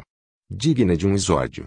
Felizmente, exórdio e conclusão, tudo isso é falso, porque por trás da metade do fenômeno que se vê, há outra metade que não se vê. Não se vê o franco poupado por Jacques Bonhomme e os efeitos naturais dessa economia. Já que, como consequência de sua invenção, Jacques Bonhomme só gasta um franco de mão de obra ao tentar alcançar uma determinada satisfação, resta-lhe ainda um outro franco. Se por um lado, portanto, existe no mundo um operário que oferece seus braços desocupados, há também no mundo, por outro lado, um capitalista que oferece seu franco desocupado. Esses 2 elementos se encontram e se combinam. E está claro como a luz do dia que entre a oferta e a procura de trabalho, entre a oferta e a procura de salário, a relação não mudou em nada. O invento e o operário, pago com o primeiro franco correspondem agora ao trabalho que fazia antes 2 operários. O segundo operário, pago com o segundo franco, realiza algum novo trabalho. O que então mudou no mundo? Há uma satisfação nacional a mais. Em outras palavras, o invento é uma conquista gratuita, um proveito gratuito para a humanidade. Pela forma que eu encaminhei a minha demonstração, pode-se tirar a seguinte conclusão: é o capitalista que colhe todos os frutos das máquinas. A classe dos assalariados não tira proveito delas nunca, pois, conforme se costuma dizer por aí, as máquinas deslocam uma porção do trabalho nacional sem diminuí-lo, é verdade, mas também sem aumentá-lo. Não é meu objetivo responder a todas as objeções. Minha única intenção é combater um preconceito vulgar, muito perigoso e muito difundido. Eu queria provar que uma nova máquina não põe em disponibilidade certo número de trabalhadores, a não ser que coloque em disponibilidade também e forçosamente a remuneração que pague os salários desses trabalhadores. Esses trabalhadores e essa remuneração se combinam para produzir o que era impossível produzir antes do invento. Conclui-se daí que esse invento tem como consequência definitiva um aumento de satisfações por um mesmo trabalho. Quem lucra com satisfações excedentes? Bem, em primeiro lugar é o capitalista, o inventor, o primeiro que se serve com o sucesso da máquina, e essa é a recompensa pela sua genialidade e sua audácia. Nesse caso, como acabamos de ver, ele realiza com os gastos de produção uma economia, a qual, não importa o modo como seja gasta, e ela sempre é gasta, ocupa justamente tantos braços quantos a máquina fez dispensar. Mas logo a concorrência força o inventor a baixar seu preço de venda, na medida da mesma economia que realizou. E, então, não é mais o inventor que colhe os benefícios da sua invenção. É o comprador do produto, o consumidor, o público, aí compreendidos os operários, em suma, a humanidade. E o que não se vê é que a economia também obtida por todos os consumidores forma um fundo do qual os salários podem ser tirados substituindo o que a máquina consumiu. Assim, retomando o exemplo acima, Jacques Bonhomme obtém um produto gastando 2 francos com salários. Graças ao seu invento, a mão de obra agora só lhe custa 1 franco. Enquanto ele vender o produto pelo mesmo preço de antes, haverá um operário a menos ocupado na fabricação desse produto especial, é o que se vê. Mas há um operário a mais ocupado pelo franco que Jacques Bonhomme economizou, é o que não se vê. Quando, pelo passo natural das coisas, Jacques Bonhomme é levado a reduzir de 1 franco o preço do produto, ele não está mais fazendo economia. Portanto, ele não mais dispõe de 1 franco para encomendar à mão de obra nacional uma produção nova. Mas quem quer que adquira esse produto, isto é, a humanidade, toma o seu lugar. Quem quer que compre o produto vai pagá-lo 1 franco mais barato. Economiza assim 1 franco. E esta economia é necessariamente encaminhada para aquele fundo de salários, e ainda o que não se vê. Demos a esse problema das máquinas outra solução, baseada na realidade. Dissemos, a máquina reduz os gastos de produção e faz baixar o preço do produto. A baixa dos preços provoca um aumento de consumo, o qual necessita de um aumento de produção. E, finalmente, a utilização de tantos trabalhadores quantos eram necessários antes do invento, ou mais. Citemos, como exemplo para um argumento, a imprensa, a tecelagem, os jornais etc. Esta demonstração não é científica. Seria preciso ainda dizer que, se o consumo de um produto especial como este em questão fica estacionário ou próximo disso, então a máquina seria prejudicial ao trabalho. E não é isso que acontece. Suponhamos que, em um determinado país, todos os homens usem chapéu. Se, pelo emprego de máquinas, consegue-se baixar pela metade o preço do chapéu, não se deduz necessariamente que se comprará o dobro de chapéus. Poder-se-ia dizer, nesse caso, que uma parte do trabalho nacional foi atingida pela inércia. Sim, de acordo com o ponto de vista geral, não, de acordo com o meu raciocínio, porquanto, embora nesse país não se viesse a comprar nenhum chapéu a mais, o fundo inteiro de salários não ficaria intacto. O que não fosse canalizado para a indústria chapeleira, o seria para a economia realizada por todos os consumidores e, consequentemente, iria remunerar os salários de toda a força de trabalho que a máquina tornou desnecessário, estimulando um novo desenvolvimento de todas as indústrias. E é assim que as coisas se passam. Eu vi jornais que custavam 80 francos, Hoje eles são vendidos a 48. É uma economia de 32 francos para os assinantes. Isso não é tão certo assim, não é, pelo menos, necessário que os 32 francos continuem a tomar a direção da indústria jornalística. Mas o que é certo, o que é necessário, é que, se eles não tomam essa direção, tomam outra. Há quem se sirva deles para receber mais jornais, outros para se alimentarem melhor, outros ainda para se vestirem melhor e mais outros para mobiliarem melhor suas casas. As indústrias são, pois, solidárias. Formam um todo vasto e unido cujas partes se comunicam por canais secretos. O que é economizado numa serve a todas. O que importa é compreender bem que jamais, jamais mesmo, as economias só acontecem às expensas do trabalho e dos salários. O crédito. Durante todos os tempos, mas sobretudo nos últimos anos, pensou-se em universalizar a riqueza, universalizando-se o crédito. Acho que não estarei exagerando se disser que, desde a Revolução de Fevereiro, os jornais parisienses vomitaram mais de 10.000 exemplares preconizando essa solução para o problema social. Tal solução, infelizmente, tem por base uma pura ilusão de ótica, se é que uma ilusão possa ser base de alguma coisa. Começa-se a confundir o numerário com os produtos, depois, confunde-se o papel moeda com o numerário, e é destas duas confusões que se pretende extrair uma realidade. É absolutamente necessário, nessa questão, esquecer o dinheiro, a moeda, as cédulas e os outros instrumentos através dos quais os produtos passam de mão em mão, e ver somente os próprios produtos, que são a verdadeira matéria do empréstimo. Assim é que, quando um lavrador toma emprestados 50 francos para comprar uma charrua, não são, na verdade, 50 francos que lhe emprestam, mas a própria charrua. E quando um negociante toma emprestado 20.000 francos para comprar uma casa, não são 20.000 francos que lhe deve, mas a casa. O dinheiro só aparece nessas transações para facilitar o negócio entre as várias partes. Pedro pode não estar disposto a emprestar sua charrua e Jacques pode, por sua vez, desejar emprestar seu dinheiro. O que faz então Guilherme? Toma emprestado o dinheiro de Jacques e, com esse dinheiro, compra a charrua de Pedro. Mas, a bem da verdade, ninguém toma dinheiro emprestado pelo próprio dinheiro. Tomam-se empréstimos para se obterem produtos. Ora, em nenhum país do mundo se podem passar de uma mão a outra mais produtos do que aqueles que existem. Qualquer que seja a soma de dinheiro que esteja em circulação, o conjunto dos tomadores de empréstimos não pode receber mais charruas, casas, ferramentas, provisões de matérias-primas do que o conjunto dos emprestadores pode fornecer. E ponhamos bem na cabeça que todo tomador de empréstimo pressupõe um emprestador, e que todo pedido de empréstimo implica um empréstimo. Isto posto, qual o bem que podem proporcionar as instituições de crédito? É o de facilitar, entre os tomadores de empréstimo e os emprestadores, o meio de eles se encontrarem e se entenderem. Mas o que elas não podem fazer é aumentar de uma hora para outra a quantidade de objetos que se tomam emprestados e que se emprestam. Mas seria, entretanto, necessário encontrar um meio de fazer isso, a fim de que o objetivo dos reformistas fosse alcançado, porquanto eles não aspiram a nada menos que colocar charruas, casas, ferramentas, provisões, matérias-primas nas mãos de todos os que desejarem.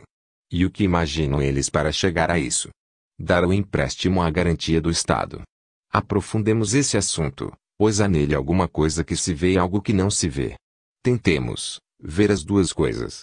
Imaginem que só exista uma charrua no mundo e que 2 lavradores a desejam. Pedro é possuidor da única charrua disponível na França. João e Jacques desejam pedi-la emprestada.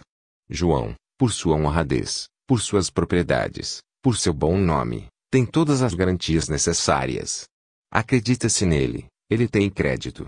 Jacques não inspira confiança ou inspire talvez menos que o outro. Será natural que Pedro empreste sua charrua a João.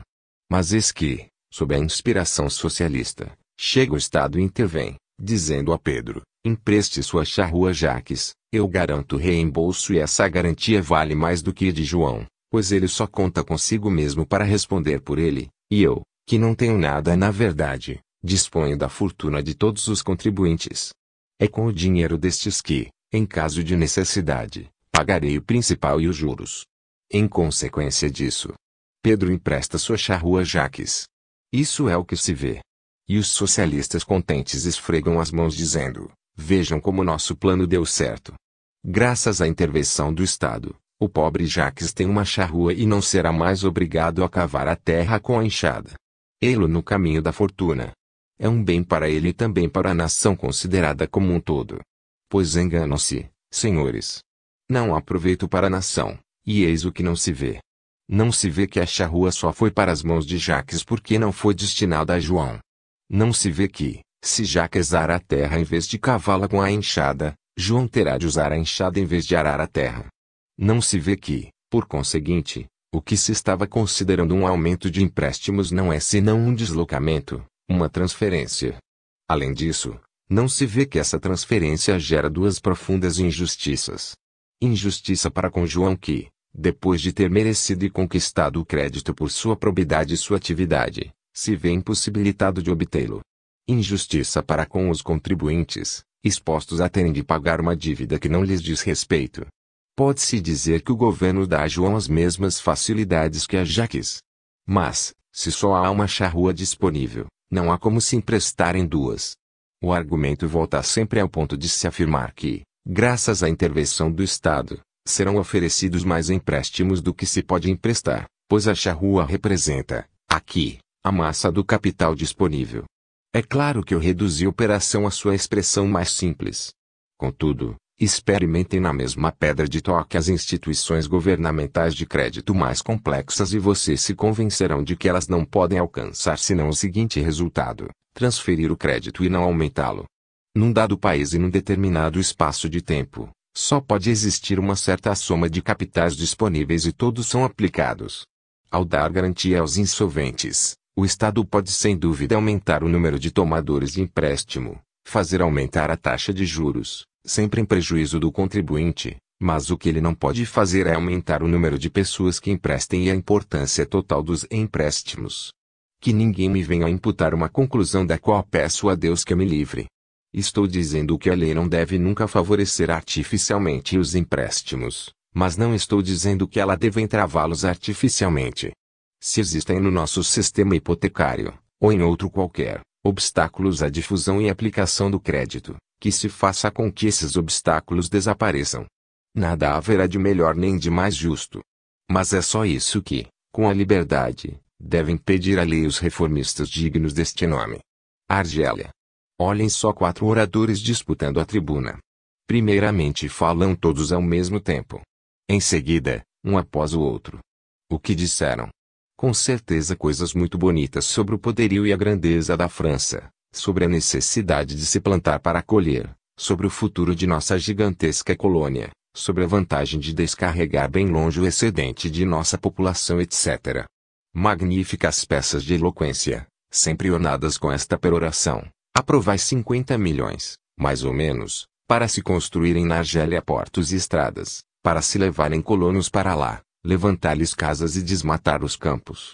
Dessa forma estareis aliviando o trabalhador francês e estimulando o trabalhador africano, fazendo ainda frutificar o comércio de Marsella. Tudo é lucro. Pois bem, isto é verdade, se só se considerarem os tais 50 milhões a partir do momento em que o Estado os gasta. Se se olhar para onde vão e não de onde vêm, se só se levar em conta o bem que vão fazer ao deixarem os cofres do tesouro e não o prejuízo que ocasionaram, ou, além disso, o bem que foi obstado, fazendo-se com que entrem primeiro nos cofres do governo. Sim, dentro deste limitado ponto de vista, tudo é lucro. A casa construída na barbárie é o que se vê. O porto cavado na barbárie é o que se vê. O mercado de trabalho criado na barbárie é o que se vê. Alguns braços a menos na França é o que se vê. Um grande movimento de negociantes em Marsella é sempre o que se vê. Mas há outra coisa que não se vê. É que, os 50 milhões gastos pelo Estado não podem mais ser gastos como seriam pelo contribuinte. De todo o benefício atribuído à despesa pública executada, deve-se deduzir todo o prejuízo causado ao se impedir a realização da despesa privada. A menos que se possa dizer que o nosso Jacques Bonhomme não tinha o que fazer com as moedas de 100 soldos que ele ganhou e que o imposto lhe roubou. Afirmação absurda. Se ele se deu o trabalho de ganhá-las é porque tinha a esperança de delas se servir. Ele teria mandado tirar a cerca do seu jardim e agora não pode mais fazê-lo. Isso é o que não se vê. Teria mandado adubar suas terras e agora não pode mais. Isso é o que não se vê. Teria ampliado sua choupana e agora não pode mais. Isso é o que não se vê. Teria comprado mais ferramentas e agora não pode mais. Isso é o que não se vê. Teria se alimentado melhor, vestido melhor, teria dado mais instrução a seus filhos, aumentado o dote de sua filha e agora não pode mais. Isso é o que não se vê. Teria feito um seguro de vida e agora não pode mais. É o que não se vê. De um lado, estão os benefícios que lhes são tirados e os meios de ação que foram arrancados de suas mãos. De outro, o trabalho do roceiro, do carpinteiro, do ferreiro, do alfaiate, do professor de sua cidade, que ele teria fomentado e que se acha anulado. É sempre o que não se vê. Conta-se muito com a prosperidade futura da Argélia. Que assim seja. Mas que se leve em conta também o marasmo que, em consequência dessa esperada prosperidade, faz-se abater sobre a França. Mostram-me o florescente comércio marselhês. Mas se ele se desenvolve à custa do imposto pago pelo contribuinte, eu posso apontar, com a outra mão, uma igual quantidade de negócios que não está indo para a frente no resto do país. Dizem, olhem só um colono levado para a barbaria. É um alívio para a população que permanece no país. Eu respondo, como seria isso possível se, ao se transportar esse colono para a Argélia, está-se também levando para lá 2 ou 3 vezes o capital que o teria feito viver na França? O único objetivo que tenho em mira é fazer compreender ao leitor que, em toda a despesa pública, por detrás do benefício que aparentemente ela traz, existe um prejuízo mais difícil de ser discernido. Usando o melhor de minha habilidade, gostaria de levar meu leitor a adquirir o hábito de ver um e outro aspecto, e de tomar consciência de ambos. Quando uma despesa pública é proposta, há que se examiná-la atentamente, abstraindo-se do pretenso incentivo ao trabalho que dela vai resultar, pois esse incentivo é uma quimera. O que a despesa pública faz com relação a isso a despesa privada o teria feito também. Portanto, o interesse do trabalho é irrelevante. Não é objeto deste texto apreciar o mérito intrínseco dos gastos públicos feitos na Argélia. Mas não me posso furtar de fazer uma observação geral. É que a presunção é sempre desfavorável aos gastos coletivos feitos por via de imposto. Por quê? Eis a resposta. Primeiramente, a justiça é sempre um pouco atingida. Assim, visto ter Jacques Bonhomme suado para ganhar sua moeda de 100 soldos, objetivando alcançar alguma satisfação, e no mínimo aborrecido que o fisco intervenha para tirar de Jacques Bonhomme essa satisfação e conferi-la ao trem. É claro que cabe ao fisco ou quem age em nome dele apresentar boas razões para tal. Nós já vimos que o Estado dá uma detestável justificativa quando diz, com esses 100 soldos abrirei mercado de trabalho para outros trabalhadores. Pois Jacques Bonhomme, assim que sua catarata ficar curada, não deixará de responder, com a breca. Com esses 100 soldos eu daria trabalho eu mesmo a esses trabalhadores. Posta de lado essa razão, as outras se apresentam em toda sua nudez, e o debate entre o fisco e o pobre Jacques se acha muito simplificado. Se o Estado lhe diz, eu te tiro 100 soldos para pagar ao policial que te protege, para pavimentar a rua por onde passas todos os dias, para indenizar o magistrado que faz respeitarem tua liberdade e tua propriedade, para alimentar o soldado que defende nossas fronteiras, Jacques Bonhomme pagará o imposto sem dizer nada ou me engano muito.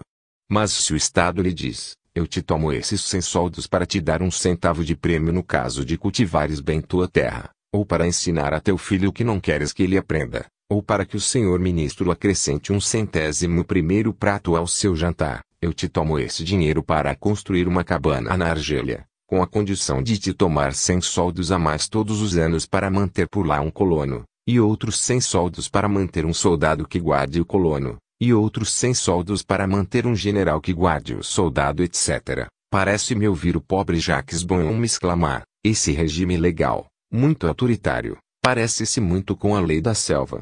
Ao prever a objeção, o que faz o Estado? Embaralha todas as coisas e apresenta essa justificativa detestável que não deveria ter nenhuma influência na questão.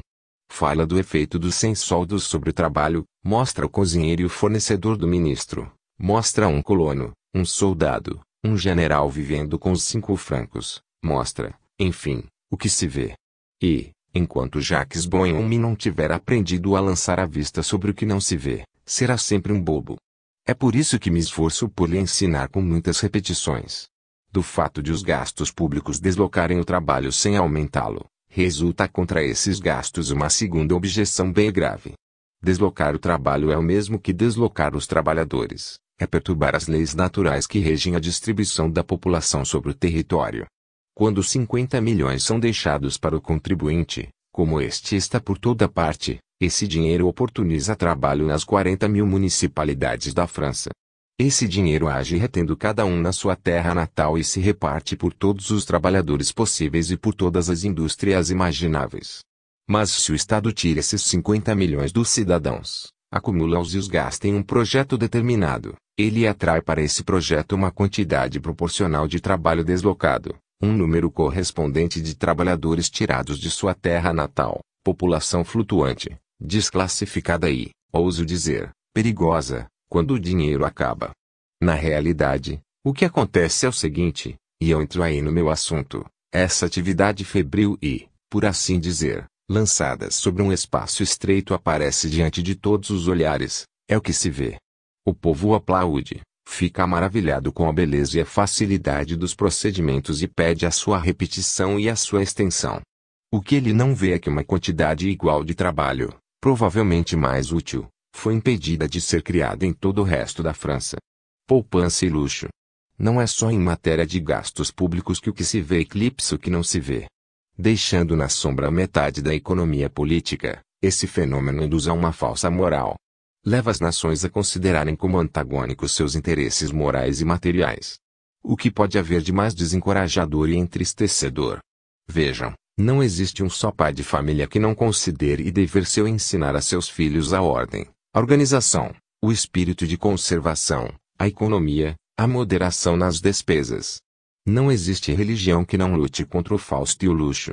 Está muito bem, mas, por outro lado, o que haverá de mais popular que as seguintes frases: entesourar é dissecar as veias do povo, o luxo dos grandes faz a abastança dos pequenos, os pródigos se arruinam, mas enriquecem o Estado, é no supérfluo do rico que germina o pão do pobre.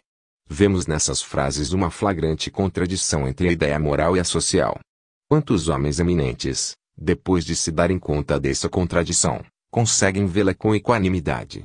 É o que eu nunca pude compreender, pois acho que não se pode experimentar nada mais doloroso do que perceber duas tendências opostas no coração da humanidade. Vejam bem, os homens são aviltados de um lado como do outro. Se forem econômicos, caem na miséria, se pródigos, caem na degradação moral. Felizmente essas máximas populares mostram por um ângulo falso a poupança e o luxo, só levando em conta as consequências imediatas que se veem e não os efeitos ulteriores que não se veem. Tentemos retificar essa visão incompleta. Mondor e seu irmão Aristo, após se repartirem a herança paterna, ficam cada um com 50 mil francos de renda. Mondor pratica a filantropia, como está na moda. É o que se pode chamar de perdulário. Renova seu mobiliário uma vez por ano, troca suas carruagens todos os meses. As pessoas comentam sobre os métodos que ele usa para, engenhosamente, acabar mais depressa com o dinheiro. Enfim, ele faz, por comparação, empalidecer os personagens bons vivantes de Balzac e de Alexandre Dumas. Que coro de elogios se escuta sempre em volta dele. Falem-nos de Mondor. Viva Mondor! É o benfeitor dos trabalhadores. É o anjo bom do povo. É verdade que ele se atola na orgia, respinga a lama nos que estão em volta, sua dignidade e a dignidade humana sofrem um pouco com isso. Mas enfim, se ele não se torna útil com seu trabalho, sua fortuna se encarrega disso. Ele põe o dinheiro em circulação e sua casa está sempre cheia de fornecedores, que saem de lá sempre satisfeitos. Não se diz por aí que as moedas são redondas para que possam rolar? Aristo adotou um plano de vida bem diferente. Se não é um egoísta, é, pelo menos, um individualista, pois ele racionaliza as suas despesas, só procura prazeres moderadores e razoáveis, pensa no futuro dos filhos e, para encurtar, economiza. E é preciso escutar o que dizem dele as pessoas, para que serve esse mal rico, esse avarento. Sem dúvida há algo de impressionante e de tocante na simplicidade de sua vida. Ele é, aliás, humano, bondoso, generoso, mas calcula tudo. Não gasta tudo o que tem. Sua casa não está sempre iluminada e cheia de gente. Que fama tem ele junto aos tapeceiros, aos fabricantes de carruagens, aos negociantes de cavalos e aos confeiteiros. Esses julgamentos, nocivos à moral, estão baseados no fato de que há alguma coisa que impressiona os olhos, os gastos do irmão pródigo. E há outra coisa que se esconde deles, os gastos iguais e até mesmo mais elevados do irmão econômico. Mas as coisas foram tão bem organizadas pelo divino inventor da ordem social que, nesse caso, como, aliás, em tudo, a economia política e a moral, longe de se chocarem, estão em concordância, e a sabedoria de Aristo é não somente mais digna, mas ainda mais proveitosa que a loucura de Mondor. E, quando digo mais proveitosa, não estou querendo dizer proveitosa só para Aristo, ou então para a sociedade em geral, porém, mais proveitosa para os trabalhadores atuais, para a indústria de nossos dias. Para provar isso, basta colocar sob a mira do espírito as consequências recônditas das ações humanas, que o olho do corpo não vê. Sim, a prodigalidade de Mondor tem efeitos visíveis a todos os olhares. Cada um pode ver suas berlindas, seus landaus, seus faetontes, as belas pinturas do teto de seu lar, seus ricos tapetes, o brilho que emana das janelas de sua casa. Cada um sabe que seus puros sangues correm no turfe. Os jantares que ele dá em Paris fazem a multidão parar nas calçadas e as pessoas exclamam, que homem maravilhoso. Em vez de guardar seus rendimentos, desfalca provavelmente seu capital. Isto é o que se vê. Não é tão fácil de se perceber, do ponto de vista do interesse dos trabalhadores, o que se tornam os rendimentos de Aristo. Se seguimos as suas pegadas, vamos observar que todos esses rendimentos, até o último centavo, servem para dar emprego aos operários tanto quanto certamente os rendimentos de Mondor. Mas há uma diferença importante nisso. Os gastos loucos de Mondor estão condenados a diminuir sempre e a chegar a um fim necessário. A sábia despesa de Aristo vai engordando de ano para ano. E, se for assim, então o interesse público se acha de acordo com a moral. Aristo gasta consigo e com a casa a 20.000 francos por ano. Se isso não fosse o bastante para sua felicidade, ele não mereceria o nome de sábio. Ele é sensível aos males que pesam sobre a classe pobre. Crê que deve fazer alguma coisa para lhe aliviar os sofrimentos, e destina a essa classe 10.000 francos através de atos de beneficência. No meio dos negociantes, dos fabricantes, dos agricultores, ele sempre encontra amigos momentaneamente em dificuldades. Então se informa da situação deles, a fim de poder socorrê-los com prudência e eficácia, destinando para isso também 10.000 francos. Enfim, ele não esquece que tem filhos para adotar, filhos aos quais deve assegurar um futuro e, por causa disso, impõe-se o dever de poupar e aplicar por ano 10.000 francos. Eis, pois, como ele usa seus rendimentos: 1. Despesas pessoais 20.000 francos. 2. Filantropia 10.000 francos. 3. Ajuda aos amigos 10.000 francos. 4. Poupança 10.000 francos. Retomemos cada um desses itens e vamos ver que nem um só centavo escapa ao trabalho nacional. 1. Despesas pessoais. Estas têm, para os operários e fornecedores, efeitos absolutamente idênticos a uma despesa igual feita por Mondor. Isso é evidente por si só e não vamos falar neste assunto. 2. Filantropia. Os 10.000 francos destinados a esse fim vão igualmente alimentar a indústria. Eles chegam ao padeiro, ao açougueiro, ao vendedor de roupas e de móveis. Só que o pão, a carne, as vestimentas não servem diretamente a Aristo, mas àqueles que ele colocou em seu lugar. Ora, essa simples substituição de um consumidor por outro não afeta em nada a indústria em geral.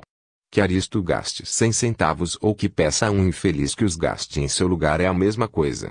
3. Ajuda aos amigos. O amigo a quem Aristo empresta ou dá 10.000 francos não os recebe para guardá-los. Isto contraria a nossa hipótese e ele os usa para pagar mercadorias ou dívidas. No primeiro caso, a indústria é estimulada. Será que alguém ousará dizer que haverá mais ganho para a indústria com a compra de um puro sangue feita por Mondor, no valor de 10.000 francos, do que com a compra de 10.000 francos de tecidos feita por Aristo ou por seu amigo? E, se esta soma é usada para pagar uma dívida, podemos deduzir que aparece em cena um terceiro personagem, o credor, que ganhará os 10.000 francos, mas que certamente os empregará no seu comércio, em sua fábrica ou no seu ramo de trabalho. É um intermediário a mais entre Aristo e os operários. Os nomes das coisas e pessoas mudam, a despesa permanece e o estímulo à indústria também. 4. Poupança. restam os 10.000 francos poupados. E é aí que, do ponto de vista do incentivo às artes, à indústria, ao trabalho, aos trabalhadores, Mondor aparece como muito superior a Aristo, embora, sob o aspecto moral, Aristo se mostre um pouco superior a Mondor. Não é nunca sem um certo mal-estar físico, que chega às raias do sofrimento, que eu vejo tais contradições aparecerem no seio das grandes leis da natureza. Se os homens tivessem que optar entre dois partidos, dos quais um ferisse os seus interesses e o outro, sua consciência, só nos restaria a desesperança no futuro. Felizmente não é assim. E, para que vejamos Aristo retomar sua superioridade econômica tanto quanto moral, basta-nos compreender esse axioma consolador, que não tem de ser verdadeiro para ter uma aparência paradoxal: poupar é gastar. Qual o objetivo de Aristo ao economizar 10.000 francos? Será o de encafuar 2.000 moedas de 100 centavos num esconderijo de seu jardim? Certamente não. Ele pretende aumentar seu capital e seus rendimentos. Consequentemente, o dinheiro que ele não usa para satisfazer suas necessidades pessoais, ele utiliza na compra de terras, de uma casa, de papéis do governo, de ações da indústria, ou, então, aplica-o numa instituição financeira ou num banco. Acompanhe o dinheiro em todas essas operações e vocês vão se convencer de que, através dos vendedores ou tomadores de empréstimo, ele vai alimentar o trabalho, tanto quanto se Aristo, a exemplo de seu irmão, o tivesse trocado por móveis, joias e cavalos. Pois, quando Aristo compra terras por 10.000 francos, ou aplica o capital, ele o faz na convicção de que não deve gastar essa soma, e se o fizesse vocês o censurariam por isso. Mas, por outro lado, aquele que vende a terra ou gasta seus rendimentos é levado pelo pensamento de que deve gastar os 10.000 francos de um modo qualquer. De tal maneira que a despesa se faz em qualquer dos casos, ou por Aristo ou por aqueles que o substituíram. Do ponto de vista da classe operária, do incentivo ao trabalho, só há uma diferença entre a conduta de Aristo e a de Mondor. A despesa de Mondor, sendo feita diretamente por ele e em torno dele, pode ser vista. A de Aristo, sendo feita em parte por terceiros e à distância, não se pode ver. Mas, de fato e para quem sabe juntar os efeitos às causas, aquela que não se vê é tão certa quanto a que se vê. O que prova isso é que nos dois casos o dinheiro circula e não permanece nem no cofre do irmão sábio nem no do dissipador. É, portanto, falso afirmar-se que a poupança causa um real prejuízo à indústria. Sob esse ângulo, ela é tão benéfica quanto o luxo. Mas quão superior essa poupança se mostrará, se nosso pensamento, em vez de se prender às horas fugazes que passam, se detiver num espaço de tempo maior, mais longo. Assim, imaginemos que 10 anos se passaram. O que se tornaram Mondor e sua fortuna? E a sua grande popularidade? Tudo se acabou. Mondor está arruinado. Longe de despejar 60.000 francos, todos os anos, na economia, ele está vivendo provavelmente às custas da sociedade. Em todo caso, ele não faz mais a alegria dos fornecedores, não consta mais como protetor das artes e da indústria, não serve mais para nada diante dos trabalhadores e nem diante dos seus, que ele deixou em dificuldades. Ao final dos mesmos 10 anos, Aristo continua não somente a pôr o seu dinheiro em circulação, mas continua aumentando seus rendimentos de ano para ano. Ele contribui para fazer crescer o capital nacional, ou seja, o fundo que alimenta os salários. E, como a demanda de trabalho depende da extensão desse fundo, ele concorre para o aumento progressivo da remuneração da classe operária. Se ele vier a morrer, deixe os filhos preparados para substituí-lo nessa obra de progresso e de civilização. Do ponto de vista moral, a superioridade da poupança sobre o luxo é incontestável. É consolador poder-se pensar que o mesmo se dá do ponto de vista econômico, para quem quer que, não se fixando nos efeitos imediatos das coisas, saiba levar suas investigações até os seus últimos efeitos. Direito ao trabalho, direito ao lucro. Irmãos, cotizai-vos para me oferecer trabalho pelo salário que vocês propuserem. É o direito ao trabalho, o socialismo elementar ou de primeiro grau. Irmãos, cotizai-vos para me oferecer trabalho pelo salário que eu propuser. É o direito ao lucro, o socialismo refinado ou de segundo grau. Ambos sobrevivem pelos efeitos que geram e que podem ser vistos. Contudo, morrerão por causa dos efeitos que não podem ser vistos. O que se vê é o trabalho e o lucro incrementados pela cotização social. O que não se vê são o trabalho e os lucros originados dessa mesma soma de dinheiro, caso ela fosse deixada nas mãos dos contribuintes. Em 1848, o direito ao trabalho se mostrou, por um momento, com duas faces. Isso bastou para arruiná-lo perante a opinião pública. Uma dessas faces chamada de Oficina de Trabalho Nacional. A outra, de 45 centavos. Milhões de francos saíam diariamente da rua de Rivoli para as oficinas de trabalho nacionais. É o lado positivo da medalha. Mas eis o reverso: para que esses milhões de francos saíssem das caixas do tesouro, seria preciso que nelas houvessem entrado. E foi por isso mesmo que os organizadores do direito ao trabalho se dirigiram aos contribuintes. E os proprietários rurais se diziam: tenho de pagar 45 centavos. É claro que com isso vou me privar de uma roupa, vou deixar de adubar minhas terras e não poderei consertar minha casa. Os trabalhadores do campo, por sua vez, retrucavam: já que nosso burguês se priva de uma roupa nova, vai haver menos trabalho para o alfaiate. E se ele não adubar as terras, vai haver menos trabalho para o vendedor de adubo. E se também ele não mandar consertar sua casa, vai haver menos trabalho para o carpinteiro e o pedreiro. Ficou então provado que não se tiram do mesmo saco dois proveitos e que o trabalho pago pelo governo se faz às custas do trabalho pago pelo contribuinte. Morreu aí o direito ao trabalho, que apareceu como uma quimera, tanto quanto como uma injustiça. Contudo, o direito ao lucro, que não é outra coisa senão uma hipertrofia do direito ao trabalho, sobrevive ainda e vai muito bem. Será que não existe algo de vergonhoso no papel que o protecionista faz a sociedade representar? Ele diz à sociedade: você tem que me dar trabalho e, ainda por cima, trabalho lucrativo. Eu escolhi bobamente uma indústria que me dá 10% de prejuízo. Se você pedir uma contribuição de 20 francos a meus compatriotas e entregá-la a mim, meu prejuízo se converterá em lucro. Logo, o lucro é um direito e você o deve a mim.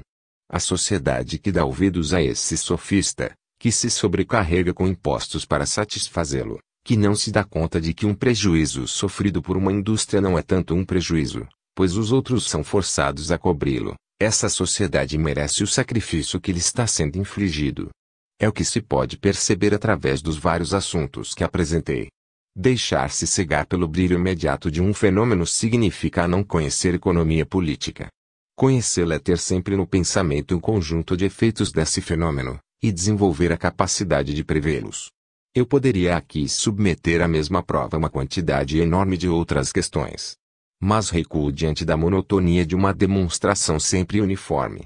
E termino, aplicando à economia política o que Chateaubriand diz da história, em seu livro Memórias de Além-Túmulo: existem duas consequências em história, uma imediata, logo conhecida, outra distante que não se percebe de pronto.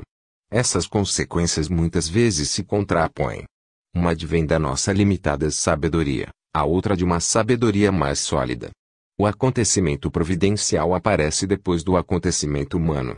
Deus se levanta depois dos homens. Negue tanto quanto lhe aprover o Supremo Conselho. Não acredite em sua ação, brigue usando as palavras, chame de força das coisas ou de razão aquilo que o povo designa por providência, mas olhe ao final de um fato consumado e você verá que ele sempre produz o efeito contrário àquele que se estava esperando, quando não tiver sido previamente estabelecido sobre uma base de moral e de justiça.